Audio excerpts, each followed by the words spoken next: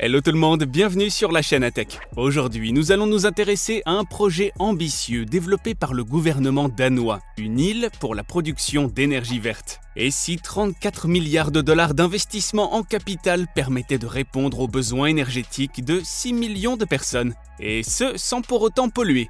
Le feriez-vous? C'est la question à laquelle le Danemark, ce pays de 6 millions d'habitants, répond actuellement avec retentissement. L'énergie verte semble être l'une des clés de l'avenir de l'humanité. Si elle réussit à s'imposer, elle représentera un changement de société avec des implications pour toute la planète. Cependant, il est de plus en plus évident que des changements plus radicaux sont nécessaires pour remédier à la crise climatique. En effet, recycler les déchets et débrancher ces appareils en veille ne suffit plus. En fait, il y a déjà eu quelques projets monumentaux dans ce domaine. Le parc solaire du désert de Tengger en Chine couvre plus de 25 km². Il est l'un des plus grands du monde.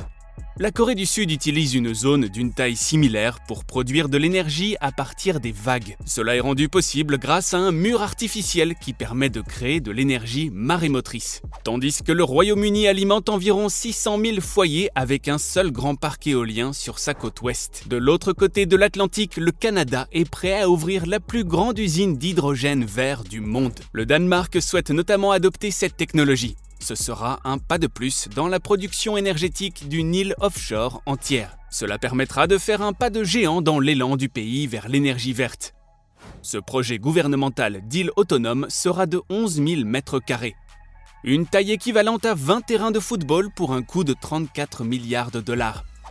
Les trois côtés de l'île seront protégés par de hautes digues, alors que le quatrième côté offrira un espace d'amarrage pour les bateaux nécessaires à l'entretien et pour l'équipement. Cette île sera une construction artificielle. Constituée d'une grande masse terrestre flottante, elle devrait être positionnée à 80 km de la côte danoise. Elle sera notamment attachée à un lieu entouré d'éoliennes. Entièrement axée sur l'énergie verte, elle produira initialement assez d'électricité pour alimenter 3 millions de foyers, soit un peu plus que les 2,7 millions de foyers que compte actuellement le Danemark.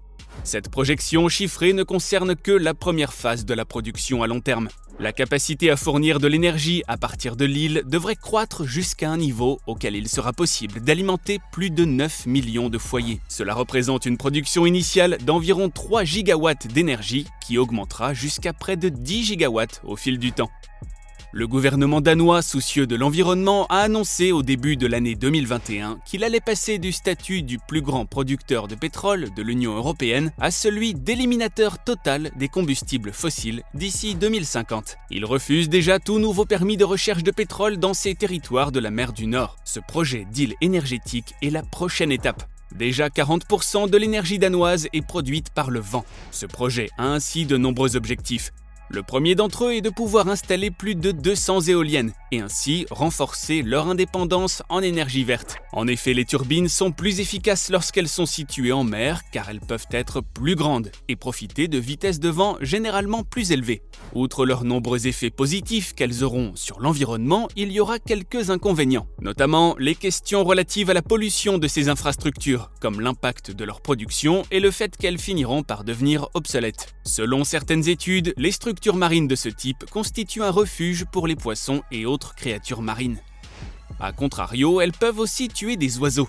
L'énorme quantité d'énergie éolienne produite autour de l'île sera en grande partie utilisée comme carburant, et ce grâce à une grande usine verte d'hydrogène. L'eau est si abondante dans la mer qu'il devient efficace de diviser les molécules d'eau pour libérer de l'hydrogène en utilisant l'électricité. Ce processus de production d'hydrogène à partir de l'eau s'appelle l'électrolyse. Il s'agit essentiellement de faire passer du courant à travers le liquide, ce qui fait réagir l'eau au niveau de l'anode chargée positivement. Ainsi, elle laisse derrière elle de l'oxygène et des atomes d'hydrogène chargés positivement. Une membrane perméable entre les deux éléments permet à l'hydrogène de passer et de revenir à la cathode chargée négativement, ce qui a pour résultat la production d'hydrogène gazeux. Lorsque la source d'électricité utilisée pour réaliser la réaction est verte, comme c'est le cas des éoliennes ici, toute la réaction est exempte de gaz à effet de serre et d'autres polluants. Bien sûr, sans la production d'énergie verte, on échangerait toujours une forme d'énergie contre une autre. Les dommages environnementaux auraient déjà été causés par la production de l'électricité utilisée dans l'électrolyse et vous perdriez également une partie de cette énergie dans les rendements de la réaction. Cette combinaison intelligente limite les dommages environnementaux essentiellement aux installations nécessaires à la construction. Elle associe l'île et les exigences associées et sans aucun impact dans la production d'énergie elle-même. Une fois produit, l'hydrogène peut être utilisé de plusieurs façons différentes. Au-delà de l'électricité pour les maisons, cela inclut la production de carburant ammoniacal. Ce type de carburant peut être utilisé pour faire fonctionner les navires de façon écologique, mais également les avions. L'option du carburant pour avion est particulièrement intéressante d'un point de vue écologique, étant donné la forte demande mondiale. Les avions sont responsables de beaucoup de rejets de dioxyde de carbone dans l'environnement. La production de carburant par cette méthode peut aussi extraire du carbone de l'air dans le cadre du processus de production, ce qui ajoute un avantage écologique supplémentaire. L'hydrogène produit sur l'île devrait également être utilisé à plus long terme pour alimenter les véhicules et les installations industrielles. L'île offshore pourrait s'avérer un atout majeur pour le Danemark, avec des avantages économiques à long terme et des avantages environnementaux. La Suède voisine a déjà trouvé un moyen de s'occuper efficacement des déchets. Ils ont développé un système tellement performant que le pays doit maintenant importer des déchets. Grâce à cette technologie, ils gagnent de l'argent aussi bien en récupérant les déchets qu'en les revendant transformés en carburant. De même, le Danemark va pomper le carburant produit par ces îles offshore et le ramener sur le continent sous forme liquide via d'énormes tuyaux sous-marins. Ce carburant va essentiellement alimenter les habitations, diverses industries et les transports, mais permettre également au pays de s'enrichir en exportant ce produit. Contrairement à la précédente production de pétrole, le carburant pourrait également être vendu plus cher en tant que forme d'énergie verte. Les Pays-Bas et l'Allemagne seraient intéressés. Le ministre de l'Environnement Dan Jorgensen a déclaré à propos du projet que, outre répondre à la demande du pays, leur stratégie vise à aider les autres pays de l'Union européenne à atteindre leurs objectifs. Dans une perspective long terme, il estime que ce projet devrait être particulièrement lucratif pour le pays.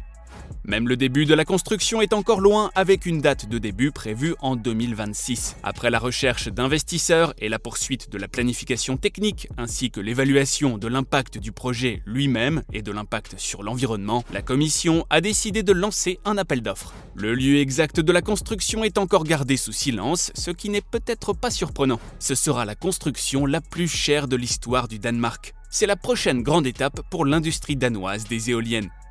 L'accomplissement d'un tel projet permettra à l'industrie danoise de rester dans une position de pionnière.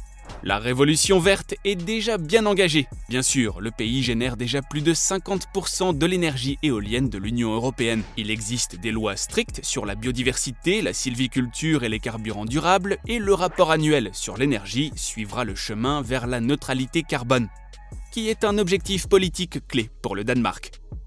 Il ne s'agit pas de la seule construction énergétique conséquente du Danemark.